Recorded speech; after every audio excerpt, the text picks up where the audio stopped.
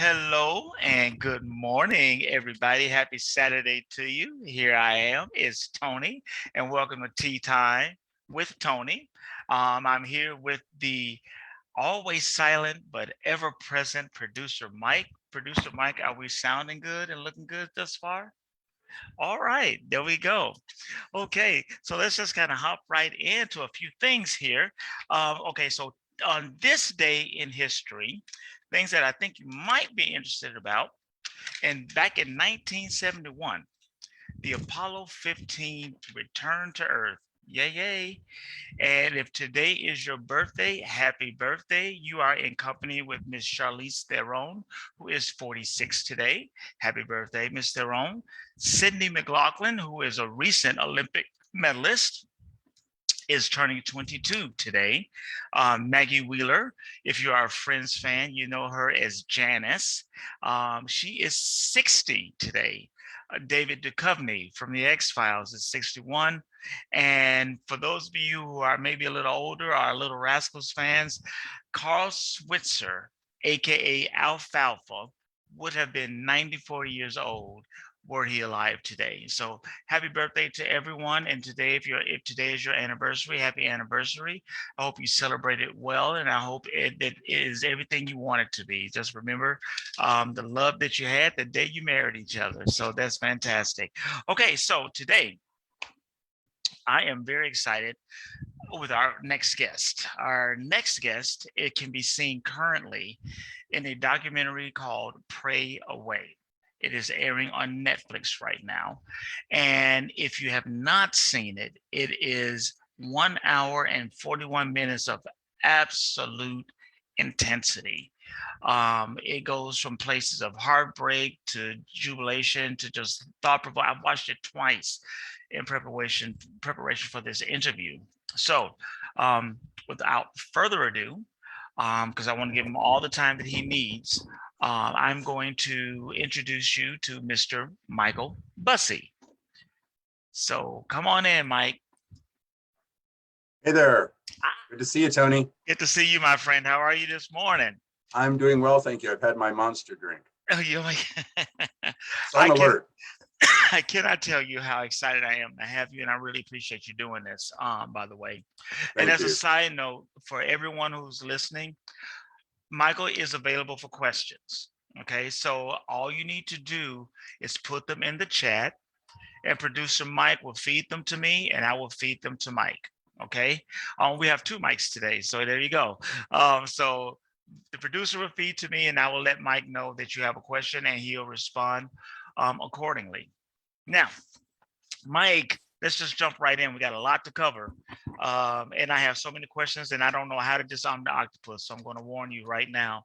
Again, I watched it twice, and it didn't help me to scale things down. Okay, can you just introduce people who may not know who you are to you? Well, my name is Michael Bussee. I was born and raised here in Riverside, California, and grew up knowing deep down that I was different from other boys. I knew that in elementary school, but I also knew it was something, or I learned that it was something you should be ashamed of and something you should try to change. So, skipping way ahead, in my early years of college, I started a Bible study group for gay Christians who were struggling with their faith and their sexuality. And that Bible study met every Tuesday night and eventually grew. Other Bible studies like it started across the country, and it grew into Exodus International, which became the largest ex-gay reparative therapy group in the world. Um, I left after only 3 years because I saw early on the damage that it could cause. So I left, and I've been speaking out against these programs now for over 30 years.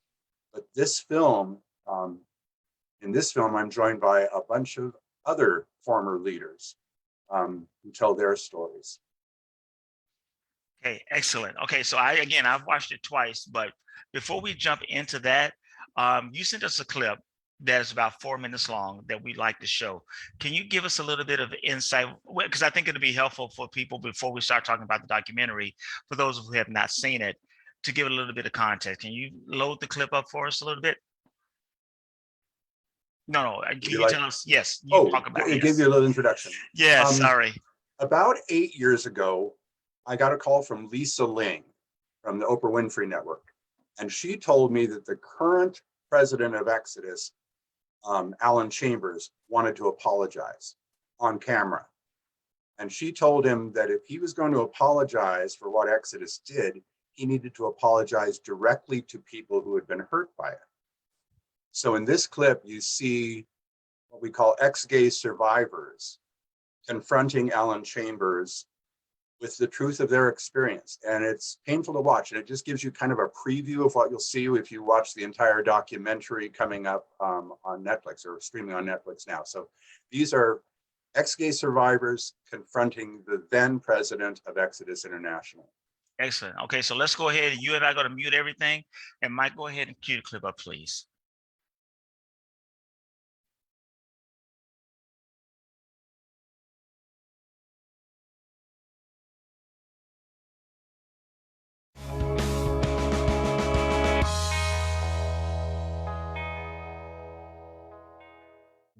Can you just clarify again? I'm feeling really emotional, and I feel like I missed, or I'm trying to figure out what the last part is that you said. What is Exodus now? I feel like at this point, Exodus is still here, and there is a real demographic of people who choose the life that I've chosen. So, I mean, we don't have a term. You're not ex-gay. What are you? Who's Exodus? We're a Christian ministry. That does what, though? Honestly, when I read your website, I don't understand what Exodus is anymore. In plain language. Yeah. I don't know what the ministry is. I mean, my cynical side would say it's the recloseting ministry. We cannot change you. We cannot give you a happy life, but we can help you get back into the closet more comfortably. I respectfully request that you give us a term or a definition. Yeah, and I'm trying. There are people who are looking to live celibate lives. And there are small numbers of people like me who will get married. And so for that group of people, we're there. Not to tell them that change is possible or to wave the magic wand over them, but to provide a place of community for them. Yeah, when you made your apology, I don't buy it. I'll tell you why. You compared this to some accident. That you ran into 4 cars or a bus. The accident happened again and again and again for 10 years. I was a very smart 16-year-old going to the ex-gay conferences for the first time in my life. And I listened intently. And when people were asking the question, can you change? It was like wordsmithing the answer. Yes. You know, I knew it wasn't true. I could tell on their faces it wasn't real. The fact that it's taken this long to acknowledge that is atrocious. No matter what you do, no matter what you say, no matter what you change, you're still selling that lie, and you know it. That's the worst thing. You know deep down inside, Alan, that it is still a bald-faced lie. When they really don't see the changes going on inside, well, then we'll teach you how to sit like a man instead of like a woman. We're gonna make you into what matters to us, and that is abusive. You know, each of the survivors here comes from a different level. Some of them are fresh out. Some of us have been surviving for 12 years, waiting for a moment to look at you and say, you are responsible, because you've had opportunities to see our wounds before and you've not done anything about it.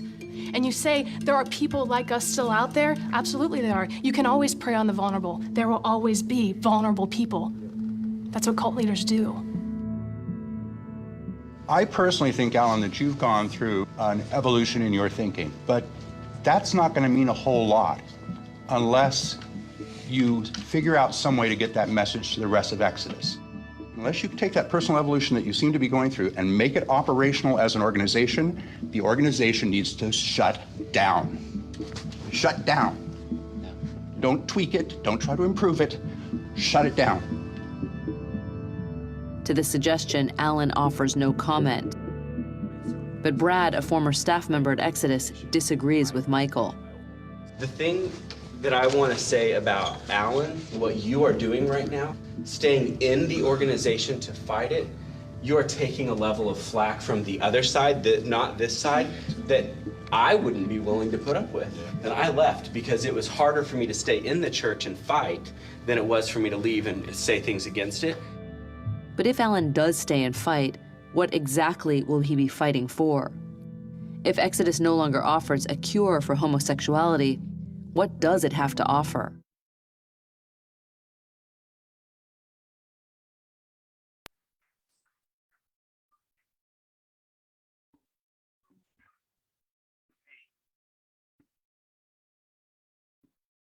You are right. You're right, Michael. That was tough to watch. Now, now what happened after that? What happened after that was that Alan went home that night. That taping actually took 5 hours. Those survivors sat there and just really opened their hearts to Alan and told him how much these programs had hurt them. Alan went home that night and decided to close Exodus International. And he ended up later apologizing for the harm that the organization had done. So it had a real impact in terms of, I think it was the survivor voices that finally shut Exodus down, because he could no longer ignore them. He could no longer pretend that it wasn't hurting people.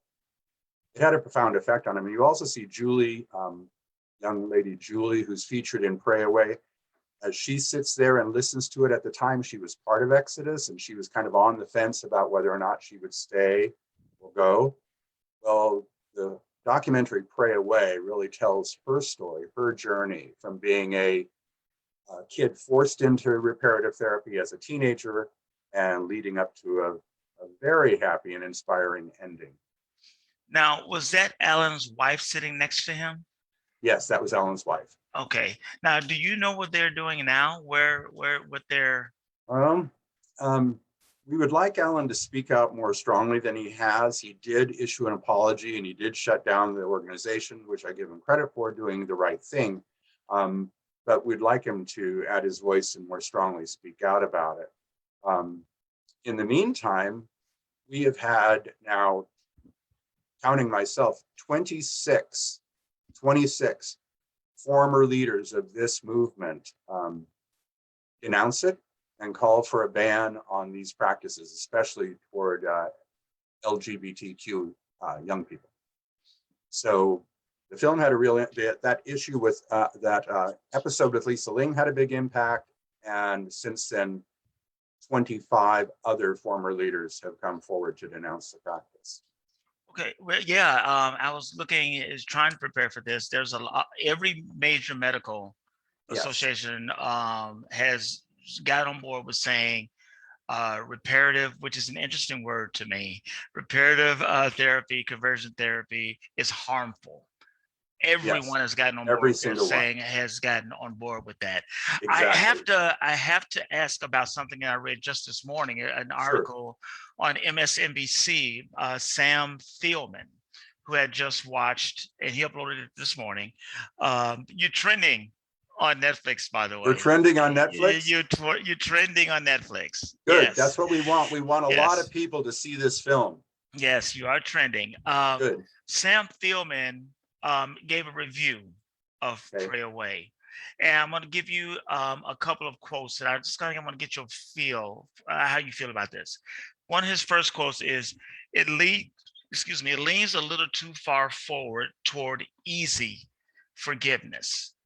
Speaking of the ex-leaders. The second quote that he says is, it's easy to hate the subjects of this documentary, but they hate themselves more. If you were sitting in front of Sam, what would you say to him? I would say to him that I have spoken with all the former leaders, and we don't want an apology. Forgiveness. We don't want forgiveness. We're not expecting forgiveness, and we don't think we deserve forgiveness. That's not what this is about. This isn't about making us feel better. It's about educating people about the harm that these programs do to prevent further harm. So easy forgiveness, no, I don't think we should be forgiven. I want people to understand how homophobia can do terrible damage and how it did damage to us as well as the people that we were counseling. But no. It's not about forgiving us. It's about listening to survivors. Excellent. So Pray Away has dropped like a bomb and is causing a lot of discussion. A bomb in a good way. I mean, is the ripple effects I don't even think we've seen yet. I know you have gotten, based on some of the posts. For those of you who don't know, Micah and I are friends. We've known each other for a very long time. But based on some of your posts, you've gotten some nastiness from people. And to your credit, you didn't put out their names and or organizations. But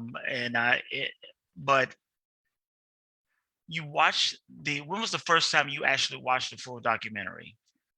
The producers of the film sent me a preview about a month before it debuted on Netflix. Okay. So I've had a chance to see it now 8 times, and it doesn't get any easier. How did you feel watching the finished product? I was, excuse me. It's all right. I was devastated by it. I screamed at the TV screen as I listened to what we used to say. I cried, and I especially felt sorry. There's one guy in this film who is still preaching it, and he's a very sad, seems like a very nice guy, a very sad guy who considers himself ex-transsexual. His name is Jeffrey McCall. Jeffrey McCall, yeah. And he's featured in it too. And you can't help but look at him and just feel a sense of pity and tragedy, that he still sees himself as someone who's broken and needs to be repaired. You get the feeling, you see in the film, that he has a prayer group at his house, and it's just a bunch of gay guys having a great time, having brunch and a prayer meeting. And you think, Jeffrey, if you could just accept yourself, you could hold some great parties, and be an inspiration to so many people. But instead, you see him in the film, and he's standing in a doorway, and he just looks sad. And that's what's going on inside people who are trying to change, this feeling of guilt and inadequacy. Exodus likes to repeat this phrase over and over again: you're broken, broken, you're broken, referring to their sexuality. Well, you only have to tell somebody they're broken so many times before they actually break. And that's what happens to survivors. Eventually, the guilt and the sense of failure gets to them. And sadly, many of them give up. So when in the film, one of the former leaders asks or addresses the accusation that he has blood on his hands. Mm-hmm. And he says he's afraid to look at his hands. That was very impactful. I have that note here. That was very impactful to me. One of the reviews I read said that this movie is looking at his hands. Seeing that's very interesting. Do you feel like you have blood on your hands? Yeah, probably.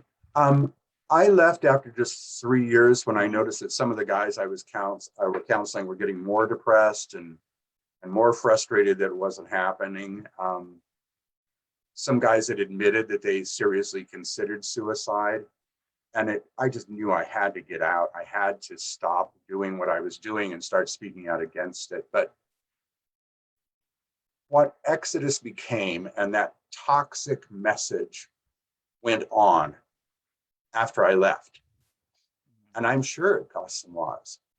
So yes, I struggled with that a long time, but I accept that whatever I did, even if it was well-intentioned, I mean, you can have good intentions and do terrible harm. The road to hell is paved with good intentions. Absolutely. And I think this film, that's kind of the moral to the story, when you think about it. Well, see, you bring up another point that I've thought about, because back when you were a young adult,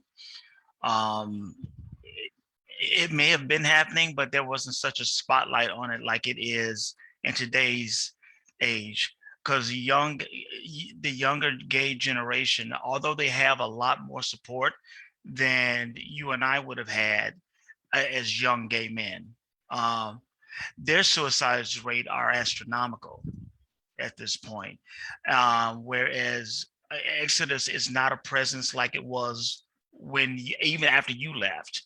It doesn't have this. It doesn't have the gravitas that it had back in the day, but yet no one really talks about that other nasty piece of struggling with your identity of self-harm, which is something that Julie Julie, Julie talks about. yes, And one of the things I wrote down, there was a quote in the film that says something about chopping up their bodies. People were yes, trying to fix this by chopping up their bodies. I, that just that phrasing just kind of shook me a little bit. Um, yes, it, did you yes. encounter that in Exodus where people wanted to do that? And if so, how did you handle that? I'm gonna, this comes with trigger warnings because the whole issue of self-harm is very distressing. And even talking about it sometimes will trigger strong emotions in people who struggled with self-harm. But just before I left Exodus in 1979, I had a client come to me whose name happened to be Mike, by the way. And he said, I hurt myself. And I said, what do you mean you hurt yourself? And he said, I cut myself. And I said, where? And he said, down there. He pointed to his crotch. I said, what are you talking about? And he said he had gone home after a prayer group. He had gone home, or thought he was going to go home, but he took a detour and went to a bookstore, a gay bookstore. And he had a fall. That's what they call it, a fall. A quick encounter with a guy. And he went home that night and took a razor blade to his genitals and then poured Drano on the wounds. And he showed me. And I just, oh my God. You were just starting a Bible study to tell people that Jesus loved them and that maybe God could change them if they prayed hard enough. And this is what it came to. And even though we didn't preach that, this all comes from homophobia. This all comes from cultural and religious indoctrination that there is something sick and sinful and broken about queer people. If Exodus hadn't started back in 1976, somebody would have started it, because as long as there is homophobia and transphobia in this world, there will be something like Exodus. And it can lead to things like self-harm. And it can lead to things like suicide. I think the film points out that people who have been through these kind of programs, or young people who have been through these programs, are more than 4 times more likely to attempt suicide than people who haven't. And that's a fact. Mm-hmm. And these ministries have morphed, another organization has arisen. It doesn't have as much power as Exodus, but as the film Pray Away shows, there is an attempt to kind of revitalize the ex-gay movement, remarket it. And that's because the homophobia, even though, yes, we've made progress, we do have positive gay role models, the homophobia is still there, the transphobia is still there, and especially if you're a kid growing up in a fundamentalist, super conservative church. What do you attribute the resurgence of this ex-gay movement to? I know you can't speak for all of it, but in your opinion, what do you attribute the resurgence of this ex-gay movement to? That's hard to say. I think well, first of all, they were upset when Exodus closed because it was this big umbrella organization, and a few of the remaining ministries decided to try to start kind of like Exodus 2.0. And I don't even want to name the organization, but the most hateful, the most judgmental part of Exodus all regrouped and started this new organization. Mm-hmm. The new organization, by the way, is headed by John Paulk's ex-wife. Now, John Paulk really? Yes. The most John famous ex-gay. Yes, John Polk was the most famous ex-gay. He's the one that was featured on Time magazine, along with his wife, showing how happily married he was. He was actually caught running from a gay bar, and she divorced him. And he appears in the film, but she was so bitter and so angry about all of that that she started this new ex-gay organization. And of course, they all think that anybody who left the organization is going to hell, and that we're just all whiners that didn't have enough faith. And I suppose she feels that way about her ex-husband. Now, let me get this straight. Now, if I'm not mistaken, she's an ex-lesbian. Is this the same woman? Yes. Okay. Could you make this stuff up? No. I mean, this is crazy, crazy. I won't say the word. This is crazy stuff. Yeah, John and his wife were featured on Jerry Springer and all sorts of TV shows and on Newsweek, cover of Newsweek, as this happy ex-gay couple. The ex-gay lesbian marries the ex-gay man, and they all lived happily ever after. And he rises to leadership in Exodus, and then he gets caught running from a gay bar. And I felt, when he got caught, I felt really sad for him, because he had to hide it. He had to worry that he would be caught for just being who he is, for going into a bar and having a drink with some friends. What a tragic thing that is, isn't it? That's how much self-loathing he had. Well, he certainly wasn't alone and still isn't. When this is a very cliche question, but I think is great in the context of speaking to you. When did you know you were different? At a young age, you don't know that you're gay. You just know you're different. But when did that realization hit you? And then when did you feel like you thought this was wrong and you needed to fix it? That's a good question. I knew in first grade. I didn't know the name for it, but I knew. I knew that I liked boys a whole lot. I liked looking at boys. I liked being around the boys. I wanted to be close to them. And, looking back, I think it was partly sexual, or at least the awakening of an awareness about attractions, because other boys in first grade had girlfriends already, or at least said they did. I wanted to date Tommy, the kid that I was in first grade with. But being slightly effeminate and not as rough and tumble as the other boys, I liked music, I liked drama, I liked history, which I still do. I got teased a lot. I got bullied constantly. I was afraid to go out to recess because I would get punched, I would get spit on, they would call me names. I got rocks thrown at my head. One day, one of the kids called me a new name, and I'd never heard it before, and it was homo. He said, "You're a homo." And I thought, oh my God, what's that? It sounded really bad. So I couldn't ask anybody, so I went to the Riverside Public Library, of all places, later on when I was about 12 or 13, and I decided to look it up. And they had only 5 books, and they were in a locked case. You couldn't see them. You couldn't just check them out. You had to ask this very mean-looking librarian. And every one of the books agreed that I was sick. Every one of the books said that I had been abused. I've never been abused. They said that I had bad parents. I had really good parents. But they said that something must be wrong with me. And hey, I'm 12 years old, and this is what the experts are saying. So I decided I was going to go on a project. I was going to raise enough money that I could go to some therapy and become straight. And my goal was to collect and return used soda pop bottles. I never collected enough bottles to pay for therapy. So here I am, still gay. But it was at that time, junior high, that I really thought, someday I'm going to figure out a way to fix myself. It became like a passion to try to figure out a way to change myself, to stop the bullying, and to feel like I was okay and accepted by society and accepted by the church. I wasn't a particularly religious person, but that's where I went. I turned to the church and became a Jesus person in 1971. Accepted Jesus as my personal Lord and Savior.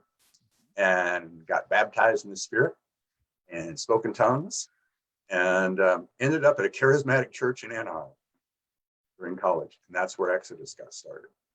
Wow. Okay, so where's your spiritual journey these days? Ooh, that's a hard one. When you leave these programs, you basically have to deconstruct everything that you believed about yourself, that you believed about being gay. And you have to question everything you were taught. I think it was Walt Whitman that said it, re-examine everything that you've been told and get rid of whatever insults your soul. Mm-hmm. That's the process. You go through this unpacking. It takes years. A good friend of mine who left the program wrote a book called A Life of Unlearning. And it does take that. So you have to, basically what I did is I took all my Bibles and I put them in a box and I taped them shut and I didn't look at them again for another 5 years. I stopped going to church because all of that was anything related to church was just too triggering. I needed to focus on my relationship with my partner, Gary, and on being a good dad to my daughter, and just do some internal healing. Then I started re-examining what the Bible had to say and really changed my mind about, I look at the Bible differently. I take it too seriously to take it literally. I guess I would consider myself a progressive Christian or a liberal Christian. About all that I was left with, I had to get rid of almost all the legalism, all of the scripture passages we had memorized, and the only one that stuck with me is the golden rule about treating other people the way you want to be treated. And Jesus said that was the entire law, right? Yeah. Loving other people treating other people as you want to be treated. So it's hard. I don't really use the word Christian anymore because it has so many negative connotations. But I'm a believer in the teachings of Jesus. And I try to follow as best I can, and I don't do it very well, as best I can, that example. Okay, so some people will, and I, again, as somebody who grew up in the church as well, and was a pastor for a season or two, people will push back on your statement of spirituality, and you said that you believe in the teachings of Jesus, and they will come back and say, well, the Bible says, a man should not lie with a man as with a woman, type situation. Although Jesus never said that, that's what tends to show up. Yes. How do you respond? Because I've seen you interact with people and you're always super articulate, but very passionate. So if I walk up to you and I tell you, I saw your interview and you say you believe in the teachings of Jesus and Jesus never condoned homosexuality, what is your response? Breathe. That's such a hard question. I have tried to argue the passages with folks like that, and I have never been successful because they engage in what I call selective literalism. They say they believe the Bible is infallible, but if you start putting out other passages in the Bible, they will say, oh, well, that was for that time, or Jesus didn't really mean that, or the Old Testament didn't. That was for the Old Testament. That's not really what it means. And they have all these excuses. But when it comes to condemning homosexuality, they insist that it's very clear. No question about it. The fact of the matter is there are many, many devout Christians who are also queer and affirming. And there are many Christian allies that are very devout. So the biblical argument,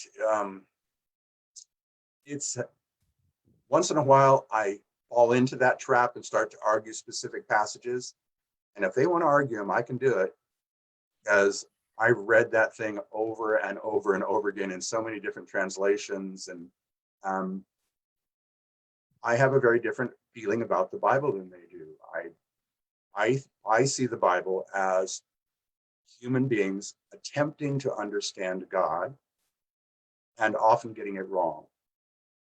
So, for example, I don't believe that God commanded the slaughter of people in the Old Testament.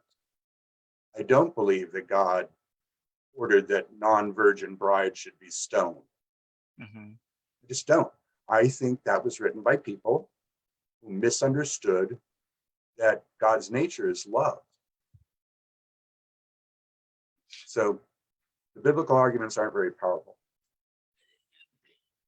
The reason I asked that question is that in the documentary, a lot of other people say, you're getting a lot of good comments right here. Amen, amen, amazing. Amen, clap, clap, clap, clap, clap. Someone says that they never heard that term recloseting. And there's I one think Jerry made that one up on the spot. And Jerry. Jerry, the guy who says that, what is Exodus now? I kind of look at it as the recloseting ministry. You're just going to help people get back into the closet. And I just wanted to say, I love that. I'd never heard that before. Someone just said that. They did put, wow, I've never heard the term recloseting. Yeah, that was perfect. And while I have this here, ladies and gentlemen, if you are listening, if you do have questions, please put them in the chat so I can ask Mike while I have him. Okay, he's open, as you can already tell. He's not afraid to answer a question. What the documentary does, I noticed that all of you, 100%, all the interviewees, all said something that was absolutely true. But in particular, Jeffrey McCall said a few things that were quite true about God and his love, all those types of things. But then he takes that fork in the road on you, you know, and it seemed to be like that was kind of a formula that say all of the things, but then once you get, it's like the whole bait and switch. Yes. Get you in here. And then once we got you, we're going to do something completely different, which seems like that was kind of the formula. Is that accurate, or am I missing the boat here? No, I think it's very accurate. And actually, I think that's one of the major characteristics of any cult. And Exodus is a cult. I want to be very clear about that. They use language that kind of draws you in and disarms you, like he does when Jeffrey does in the movie, when he approaches people and says, "Could y'all use any prayer?" Mm-hmm. You know, well, he's trying to hook them in. Who wouldn't want a little prayer, right? You can see the people in the film kind of looking at him like, how quickly can we get away from this guy? There are a couple of those. Yeah, there's a couple of those. But that bait and switch, like change is possible, is one of Exodus's big slogan. Change is possible. What does change mean? Well, then they start the wordsmithing and about trusting Jesus and how he can transform you. And they never get specific about what they mean by change. Does that mean that they actually change their orientation? They stop being gay or lesbian or transgendered and become straight? No, it doesn't mean that. Does it mean that their attractions change and now they have fantasies about the opposite sex? No, it doesn't mean that. Every ex-gay I have ever talked to, when they get honest with you, will say that they still struggle with same-sex attractions. That's what they call it. They're not gay. Jeffrey, was it Jeffrey? I believe it was Jeffrey, not John. I don't want to mix them up. Right. Jeffrey was adamant. No, it was John. It was John at the time who was adamant. I'm trying to see him in my head. He was a younger guy at the time. Was very, very adamant about he didn't have any attraction. He didn't have those feelings anymore. It was a non-issue. And I thought, as someone who I also, as a gay man, tried to fix the situation as well, that was never part of that was something I could never do. And I thought, well, how is that possible? How can you shut that off like that? Well, obviously he wasn't being honest. No, he was lying. Right. He was flat out lying. And he says it in the film. You know, the John now who has since denounced it and is married to his partner. He says in the film in Prayer Way, I have never been honest a day in my life. At least not up to that point. He said he lied. And you have to wonder, why did he knew that when he said, "Oh no, I'm not tempted. I never think about this." That's just baloney. I got to tell you, every ex-gay man I have ever talked to, if they get honest, will say that they have an addiction to masturbation and porn. And it isn't straight porn, it's gay porn. Well, Straight people don't do that. That's what gay people do. And so John admits in the film that he had to, and why did he lie? He said he had to lie because he didn't want to hurt, get this, the movement. He didn't want to hurt the movement. Being honest would hurt the movement. Well, okay, going back to your... You had to lie for Jesus. That's what it was. So I mean, contradictory. and they believe it so strongly that they think, see, there's part of this whole Pentecostal thinking that if you claim something, if you say it, it'll happen like magic. Like if you want a new Cadillac, all you have to do is name it and claim it by faith and Jesus will give it to you, right? Or you need a cure for cancer and you just claim the Lord's healing by faith and you will be healed. Well, they applied that same kind of what we call name it and claim it theology to changing sexual orientation. If you say it enough, if you claim it enough, God will bless you and make you straight. So you also are lying because you think you can speak it into existence. It's weird. I know it's weird, but it's the mindset. I am looking. I am looking at a couple of my notes, and I did have a question. Sure. Well, again, I have 97 of them, which I can't get. Now, you only started. You were a founder of the movement. Did you actually participate in any type of therapy at all yourself? Reparative therapy? No, you did not. No. Actually, no. I got to take that back. In junior college, I went to a therapist. I finally got up enough money from a part-time job to see a therapist just off campus at Riverside City College. And it was the weirdest session. This guy kept describing women's anatomy in graphic detail, saying, doesn't that excite you? Doesn't that excite you? And I thought, this guy's a pervert. No, that doesn't, it excites a straight guy, it doesn't excite me.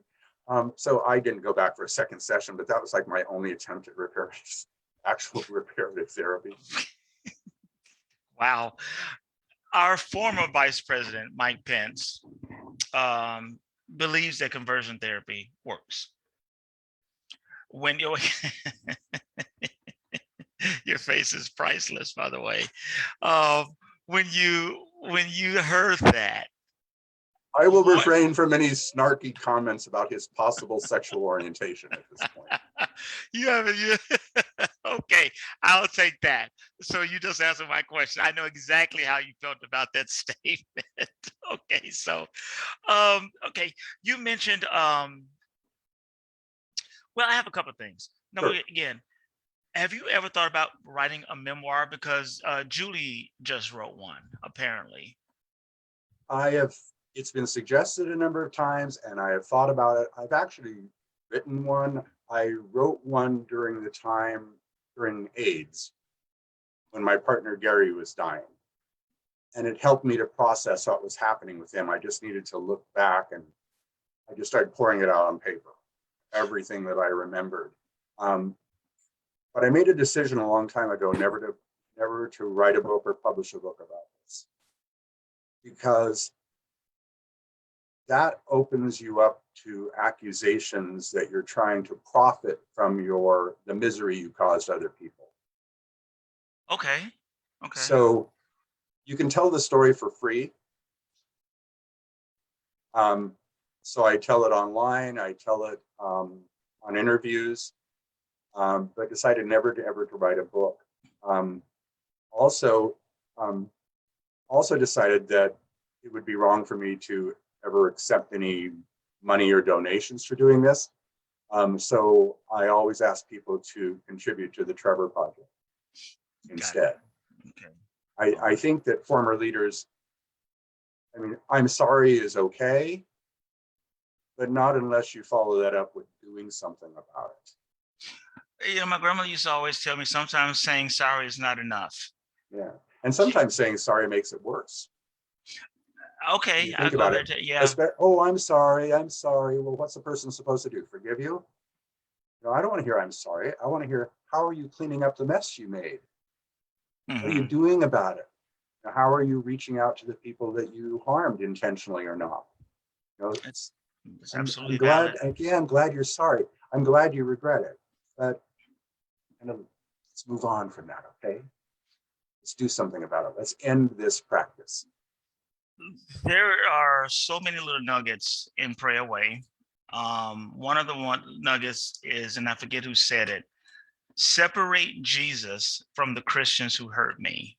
Yes. I Isn't don't that remember who wonderful? said that. That is That's beautiful. Julie saying that. She said that. That's Okay. Julie. She said I- that, yeah, her recovery from all of this was to finally separate Jesus from the people who hurt her.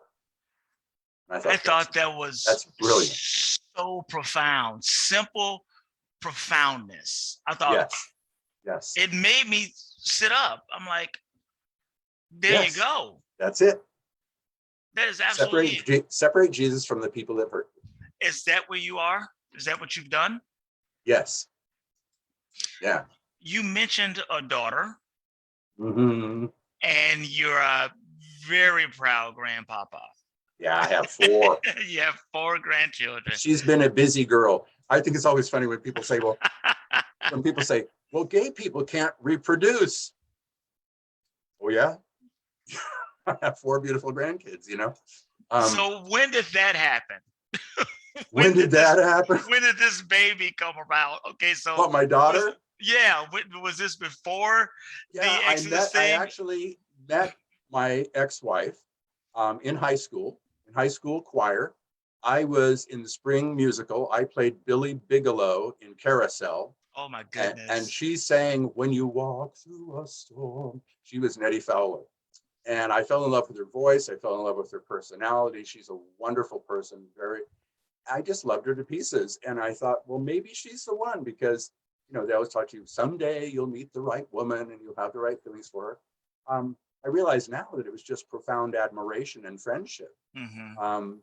But when we both became Christians in our senior years, and we both ended up going to Melodyland, and she believed, like I did, that if she had enough faith, these gay feelings would go away and my natural heterosexuality would emerge. See, that's something that Exodus teaches, that you're not really gay.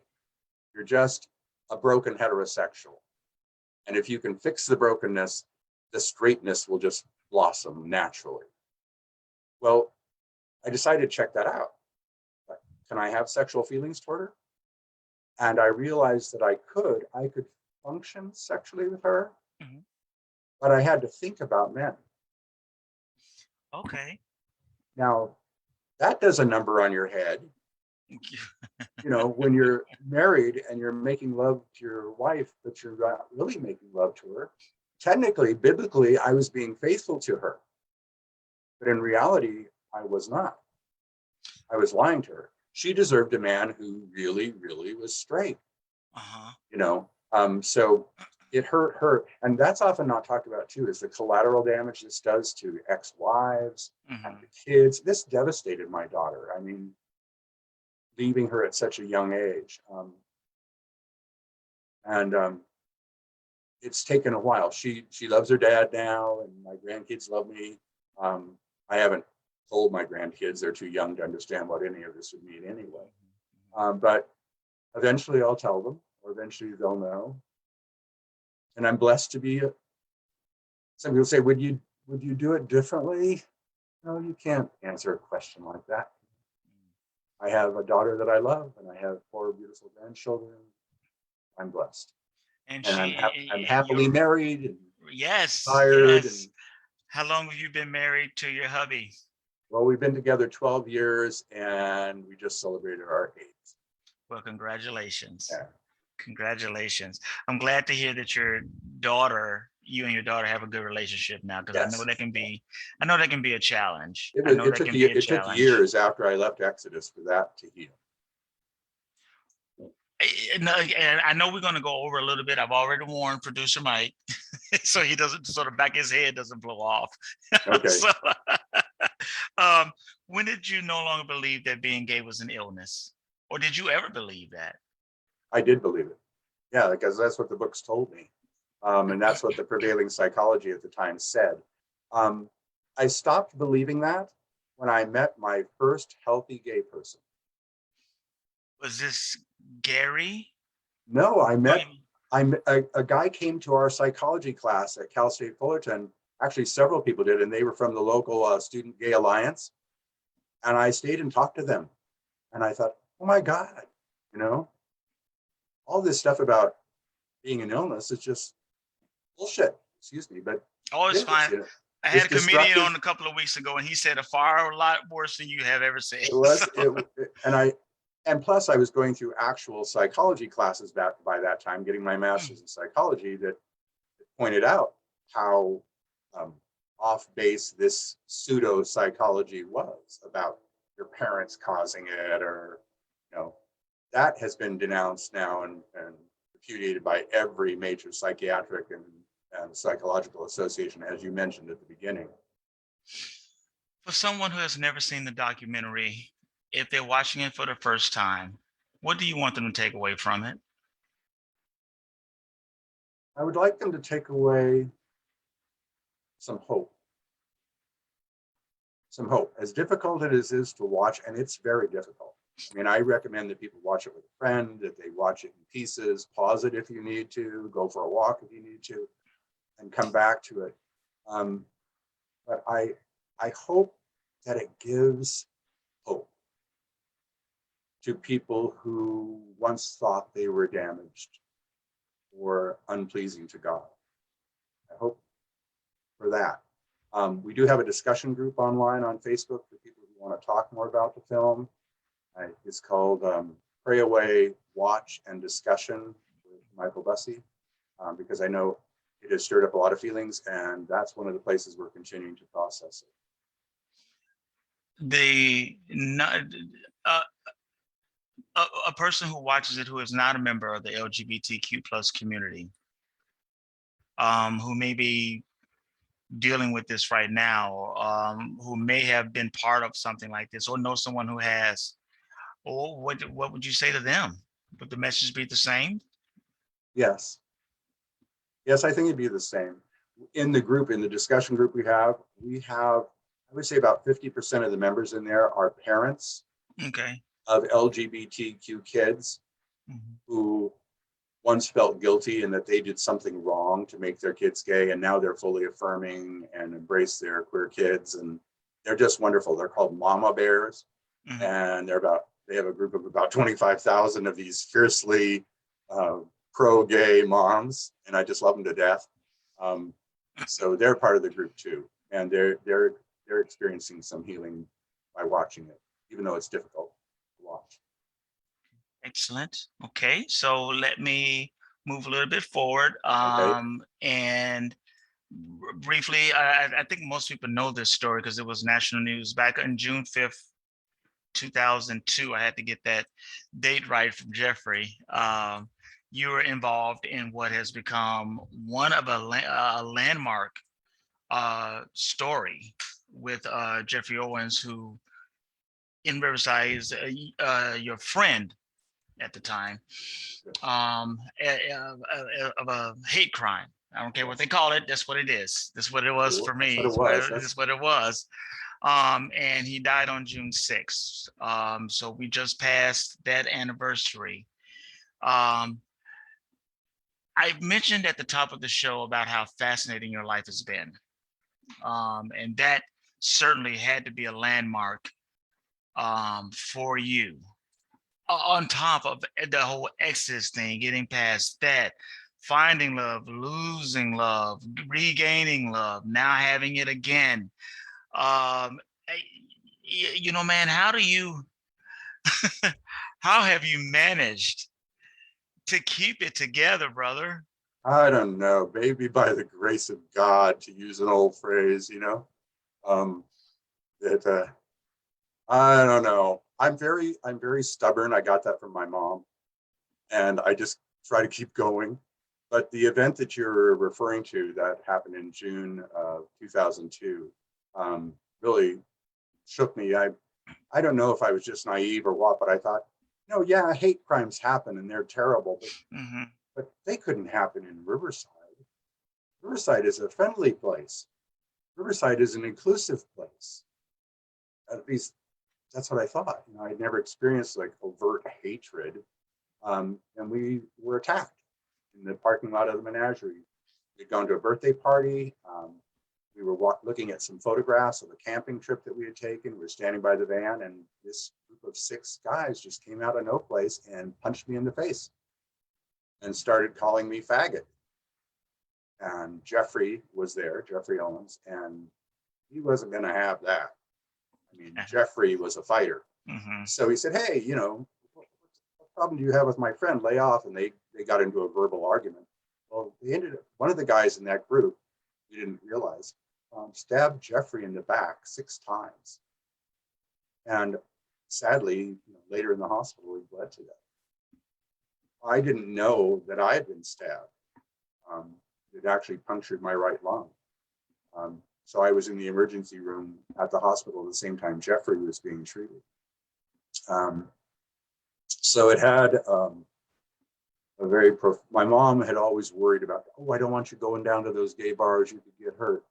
And I'd say, oh, Mom, you know, it's by the Mission Inn, for God's sake, you know, it's downtown Riverside, it's gonna be cool, you know.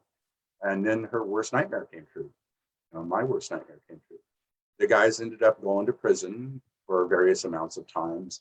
I keep getting notifications from the Justice Department, the penal system, anytime that the guy that did it is up for parole, and they keep denying it, which I'm glad. So none of them have gotten out? No, I think some of the others have, but the one who actually did the stabbing, he's still in prison. Gotcha. For new offenses, by the way. Yeah, so. While in prison? Yep. Okay. And out. Wow. They let him out for a short time. He did something. He's back in prison, and he's an offended in prison. So he's just a violent. Not a good guy. Just a criminal. You know. But it did. You know, the connection between that is if you tell people that gays are broken enough, that also fuels the haters. That message also gets to the people who want to fix you physically, you know, who believe that they are somehow righteous in beating up a queer, you know, and so this message that you're broken, the message that you should be fixed, that permeates all sorts of things, not just the ex-gay world. Okay, we could do this. I'm gonna have to wrap this up because I could just go. I could just go. I know, me too. Oh man, okay. There's so much. Watch the film. Yes, watch the film, please. It's streaming Share on Netflix the film right now. I did watch it with friends. I did not watch it alone. A couple of friends came over. As a matter of fact, there is a friend that wants me to come over after this. I believe he might be watching right now because he still wants to talk about it because there's so much in this film. And you gave a good suggestion. It may be a bit much to digest all at once. I would recommend that you take a pause, a beat, because you can miss nuggets, you know, if you're not paying attention to it, or the substance of certain things that may have happened, you can miss. Okay, so I would absolutely back that recommendation. But I want to get to this questionnaire, and then I want to have you end the way you want to end. Okay. Okay. Now these 10 questions come from Barad Pivot. My accent sucks. I'm not good at those.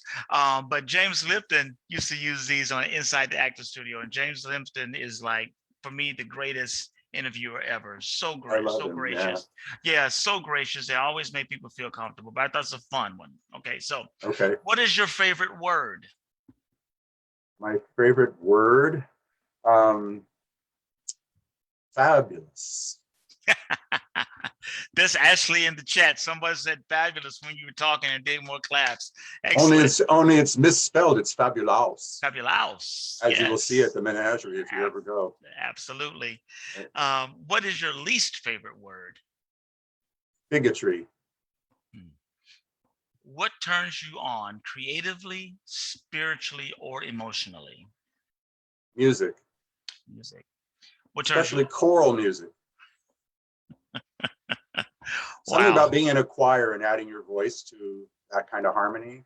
It's just transcendent. Speaking of which, are you still involved with the Rain Cross? Yes. Okay. Rain Cross Corral here in Riverside. We start up in September again. Gotcha. And we've all been vaccinated. Yes. What turns you? Oh, you said already. I think I got that right. What turns you off? Willful ignorance. Oh, that's my answer. Same answer. Wow. What is your favorite curse word? Probably shit. Because it can be used in so many ways. That is the truth. Somebody said if you add and shit to something, you always sound more important. You're like, I'm gonna go knitting. I'm gonna go do some knitting and shit. You know, it just makes you sound gangsta.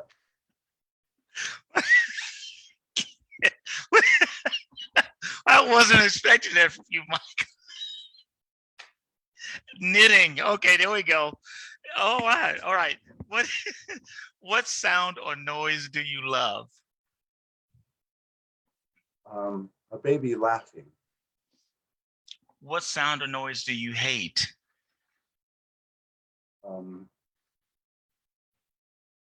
Trump's voice. Is that okay? It's your answer. What profession other than your own, and I know you're retired, would you like to attempt? My original goal was to become an archaeologist. I wanted to be Indiana Jones. Oh, was it the hat? That's the hat. It's the hat. There you go. All right, there you go. You have a hat like that, Mike. I have many hats. I have some bonnets if you want to see them, but I decided not to wear one. Well, I appreciate that. That's a different show altogether. Yes. Okay. What profession would you not like to do? I wouldn't want to work for Family Research Council like some of my former leaders did. Gotcha. If heaven exists, what would you like to hear God say when you arrive at the pearly gates? Welcome. Short and sweet. All right, brother, you got a couple of minutes to tell us what you want us to know. If there's any organizations you want us to pay attention to, look up, websites, things that you are doing, we're interested in. The floor is yours, brother. Okay, thank you so much for doing this. Thank you to Mike for helping to produce it. Thank you, Tony. I just want to urge people to watch the film, watch it in chunks, watch it however you can. The more watches it gets, the more Netflix will expand the film's availability to other markets, and more people will get to see it. We hope that it can save some lives and maybe convince parents that this is not something you should send your children to, and convince people that are struggling that this is not something that will help them. So definitely watch the film. Support groups like the Trevor Project. The film also includes a list of resources at the end, and they have a website called Pray Away Film. And then if you want to discuss more about this issue, join us over at Pray Away Watch and Discussion with Michael Bussee. On Facebook? On Facebook. On Facebook, absolutely. All right, brother, then thank you, ladies and gentlemen. Michael Bussee, please watch the documentary Pray Away, and stick around to the end of that so you can get a hold of all those resources that Mike mentioned about. And if there's anyone that's listening to this and you are struggling with this, please know that you're not alone. There's help out there that people you can talk to. Join Mike on Facebook. He is more than willing to chat with you about this, okay? Michael, thank you again, brother. I really appreciate it. Thank you. It's been my pleasure. Thank you, my friend. Thank you.